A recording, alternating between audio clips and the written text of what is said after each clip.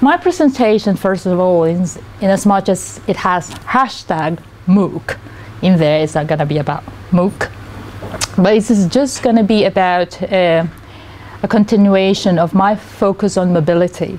And hopefully at the end you will see that focus. I will not really introduce it to you. I want you to see it, hopefully, when I conclude my presentation.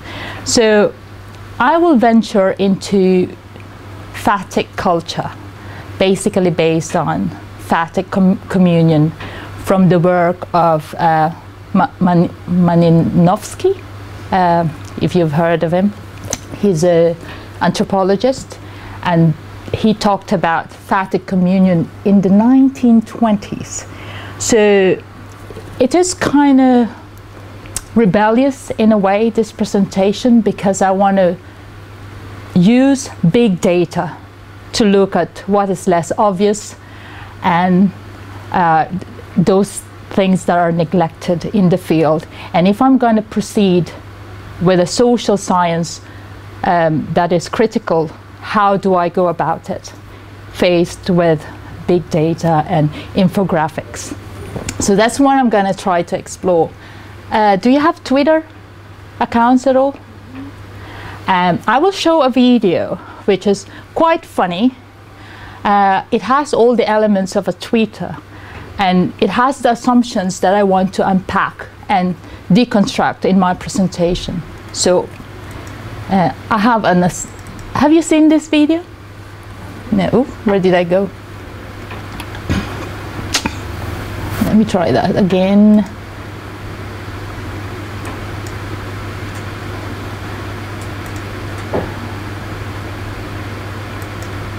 Hopefully I get sound. Okay, I'm not getting sound.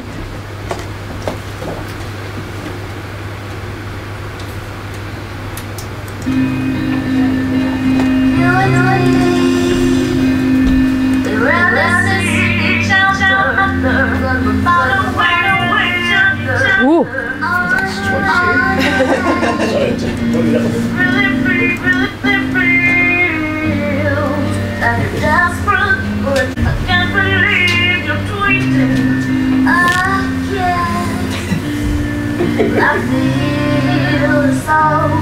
I should let you know, or else I guess I have to unfollow. Don't tweet, don't care what you're eating. Stop that false checking. Don't tweet answers. Oh no, don't tweet just because you're thinking. Doesn't mean you tweeting. Don't tweet answers. All of your tweets are just about yourself. You never post about nothing else, really. As I hit reply, I question why. But with my phone in my hands, I say goodbye. Don't tweet, you always posting selfies and horoscopes for Aries. Don't tweet it 'cause it's us. Oh no, no, don't tweet just because you're faking. It doesn't mean you tweet it. Don't tweet it 'cause it's us. You and me. Oh, but if you really block me, I'm gonna subtweet. This one is about you, but I didn't add you. Your Twitter really sucks. Oh no, no, subtweet. Hashtag now I hate you. No, I've never met you. Your Twitter really sucks. Your Twitter really sucks. Don't care what you're eating. All of that sports we're checking. Don't tweet. Don't tweet. No. I get you get the message. I would like to ask if you're familiar with, the mention sign and this one here and the hashtag. Yeah? So I have here, if you like, my keywords for this presentation. And, in the video, it talks about, you're basically asking for attention. And I would argue, well, is Twitter or social media about attention? And if it is, what is the assumption that we're having in saying that it is? Not only Twitter, but any social media. So I have 3,000 tweets that I've harvested using Tweetonomy. It's a third-party software, which is just collects the data, give me basic descriptive statistics, and the tweets that I have hashtag MOOC in them. That's all. That's how much MOOC I'm going to talk about, and I want to basically respond, if you like, to that video, and that may be one version of Twitter, but it has to be more than that for me to engage as a researcher with it. So my outline is about what I will unfollow. I will unfollow big data and trendy topics and infographics. I will unfollow reciprocity, which is again this notion of tweeting as an exchange. And I already mentioned about attention and Twitter as news media. Colleagues from Korea, Kwak, I think, is the first author in this article, in 2009, they claim to have scrolled Twitter and found 106 million tweets. And they said 85% of the data, or of the tweets, are basically news. So they were saying Twitter is not even social. So it's basically informational. And I'm saying, is it? Maybe if you focus on the big, it is. But I'm not going to focus on the big. Not today, anyway. So this is, oh, I have to include that. Val. So I think in terms of phatic communion, which will come in the next slide in terms of definition, it's this notion of breaking the silence. So I will come back, but that is the key in terms of talking about phatic communion. So I've included some tweets that are about food. Okay, are they really not important? Are they just daily chatter and bubble that we don't want to have in Twitter? And that's basically what the video is saying. Is there no value in this kind of tweets? And quantity of content is not king is the argument behind phatic communion. And connectivity is not equal to reciprocity. So, infographics, I'm saying, okay, MOOCs rising, really? Is it rising? What are the secret codes at play, or the algorithms that are making this, making MOOC rise, for example? So I want to break this notion of big by getting into this way of thinking about it and bring back some value in tweeting about what I eat. And what could that value be, Judith? I hope we'll come to it towards the end of my presentation. So this is the meaning of phatic communion introduced by Malinowski in the 1920s. In our face-to-face interaction, it is basically when we say, "How are you? I'm fine." And and I would always tease close colleagues, I really have a bad day, something happened, and they are always taken aback that I didn't just say I'm fine, because so that's an example in terms of face-to-face interaction of this phatic communion. It is said to be without content, but it is argued to be meaningful. And how could be something like this be meaningful in Twitter, and why would I care as a researcher? So this is the tweet cloud of the 3,000 tweets that Tweetonomy helped me to harvest between 8 and 11 October. Judith, why do you have 3,000 tweets? This is the number that Tweetonomy just allowed me to capture. It wouldn't allow me more than 3,000 words, which makes my data absolutely, you're right, it's biased and very limited. And that is not something I've decided, but, well, sort of I've decided, because I chose Tweetonomy, but I didn't know how it really worked at the time I used it. So when you look at this, it's obvious why you see MOOC in all caps and MOOC in small caps, because it's the keyword or the hashtag I searched for. And then you see @diversity there and online check as big words that would indicate the frequency of their occurrence in my data set, or the 3,000 tweets.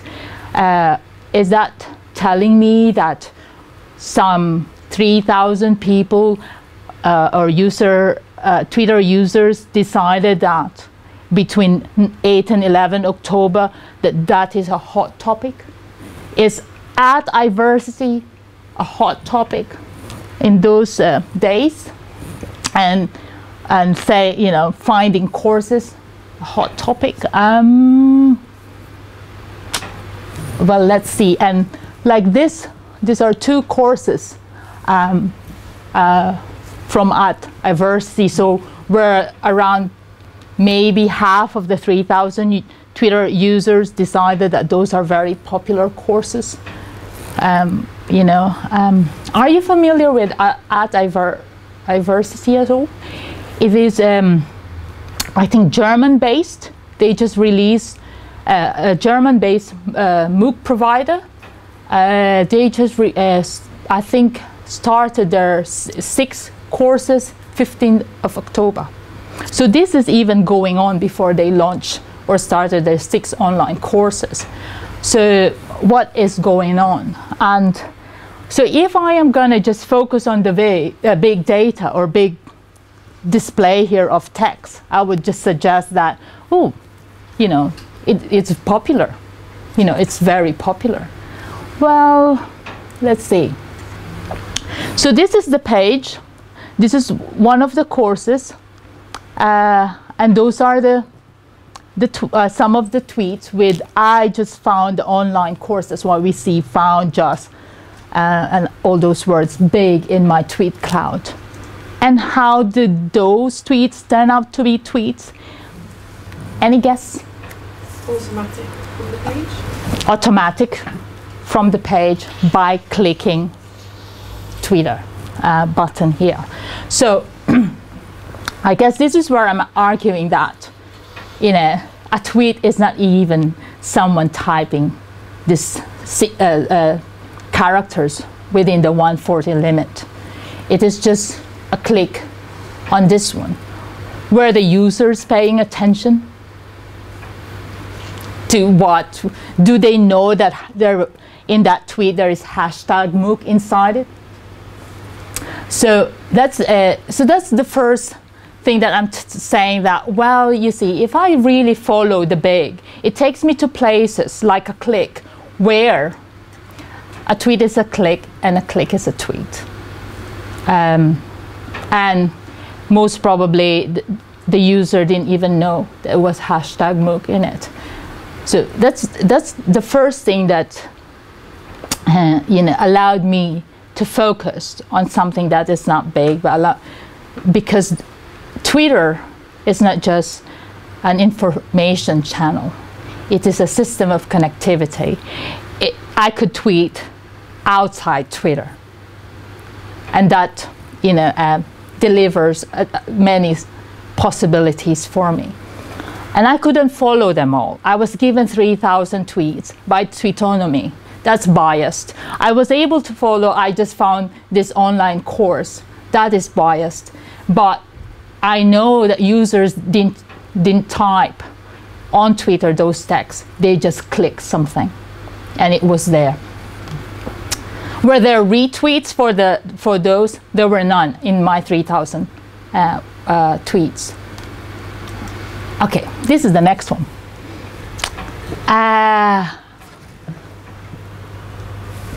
I found that in my data. Hashtag MOOC. I do not understand it. It is in Japanese. This guy is, you see, I covered this, but if you could read Japanese, you still would know who it is. So I'm not maybe fully ethical here. So I'm just counting on the fact that none of you could read Japanese. So 5,344 tweets, 638 followers. I've had a brief browse of all the followers, and they sound like they have Japanese names, and all the tweets are in characters I don't understand. So I conclude that they were. Joined Twitter on March 1st, 2010. This one is what Tweetonomy gave me when I downloaded the text in .csv files. So the only thing I understood there is hashtag MOOC. And this person, which you could still see his name here, actually I didn't, just ignore it. So you could see that he uses hashtag here, hashtag and then some word in Japanese. But he chose to use hashtag MOOC as well. So was he expecting reciprocity from the English-speaking community?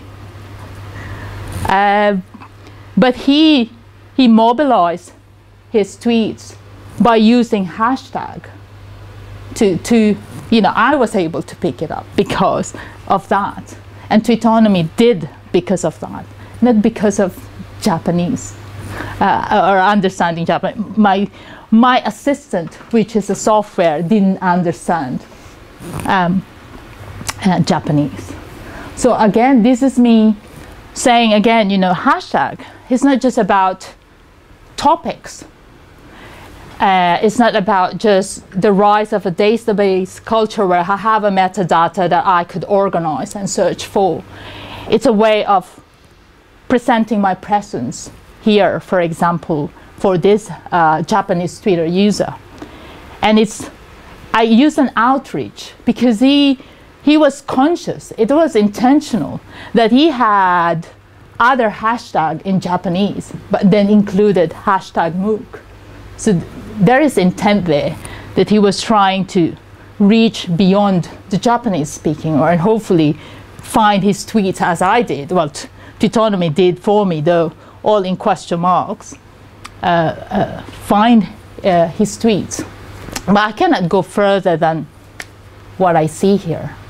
But again, it just shows you that, oh, by the way, he had 9 tweets in my 3,000 tweets. And they're all looking like this to me. So I had to, what is that? What's going on? So I focused on what I did not understand linguistically and found something. A practice that is about, not about reciprocity, a practice that's not about, you know, you will retweet this or you will reply to what I'm saying here, but just to be included. Malinovsky, I think, uses the word of the mere need of fellowship. Other works would say maybe it's a way of trying to be a celebrity online, but he wouldn't go very far with me, that's for sure, because I just don't speak Japanese. So those are just the 2 points I'm making about the phatic culture of breaking silence, that I tweet with a click to break silence. It's not for attention or reciprocity or by a hashtag. which is not about a topic. And so I would like to repeat what I said, that Twitter is a system of connectivity. It's not a representational device. If it is a representational device, then we will talk about attention. But it's more Twitter, always in attendance. Just in case I want to do that click, it's there for me to do it on my mobile phone or whatever other device. It's not about, so there is value in inattention, which I hashtagged in my second slide, I think, because the system of connectivity is not just, it's both about attention and inattention. And there are many forms of inattention. My presentation is kind of data-driven, you know, driven by 3,000 tweets and driven by tweetonomy. But what I did try to do is to kind of follow the act of following.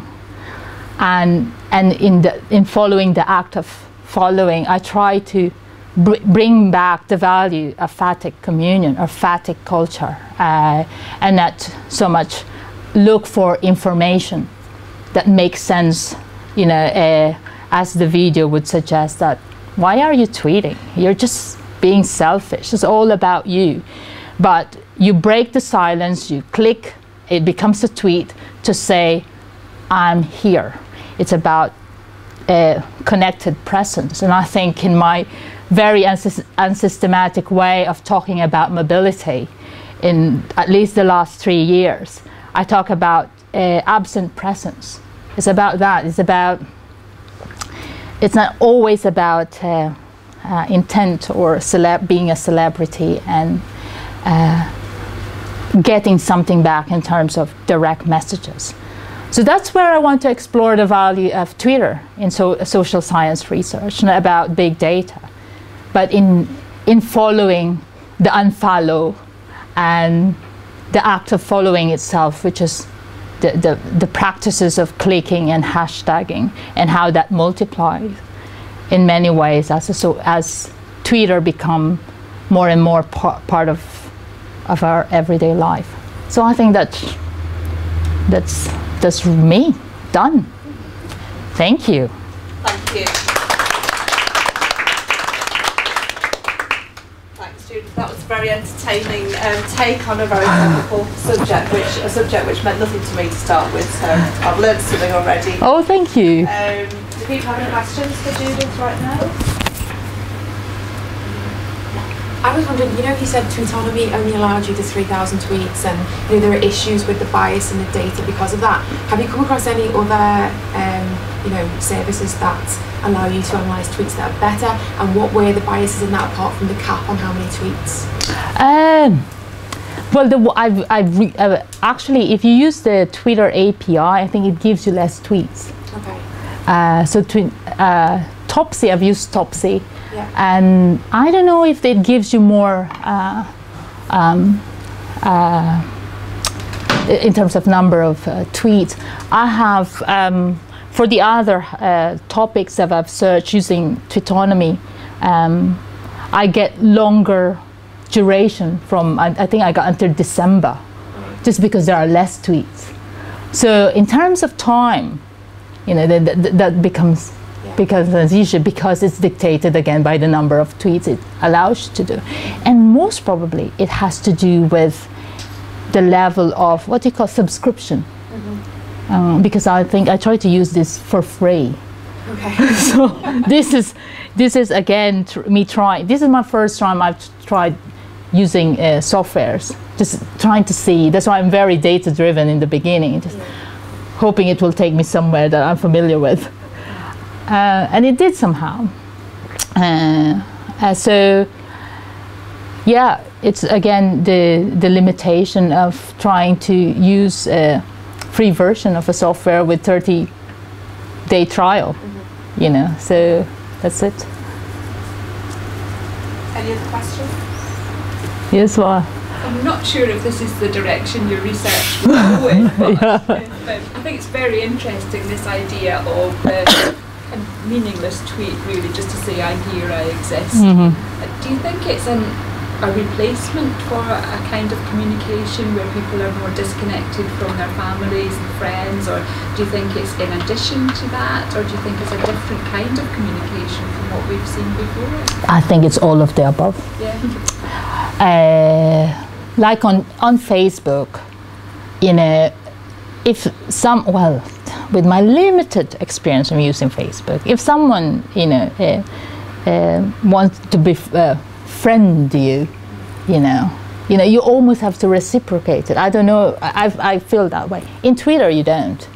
You know, if I follow you, you don't have to follow me. I have some people follow me, and then they most probably thought I was so boring because I hardly tweet. They unfollow me, and it doesn't matter. So there is, you know, so there are different. So there are research that shows that it is about micro celebrity, but those are a certain group of people who use a tweet for a specific, you know, reason. So I will be more like, you know, the one tweeting about food, most probably, you know. So yeah, it could be all of those. Yeah. Thanks. Thanks.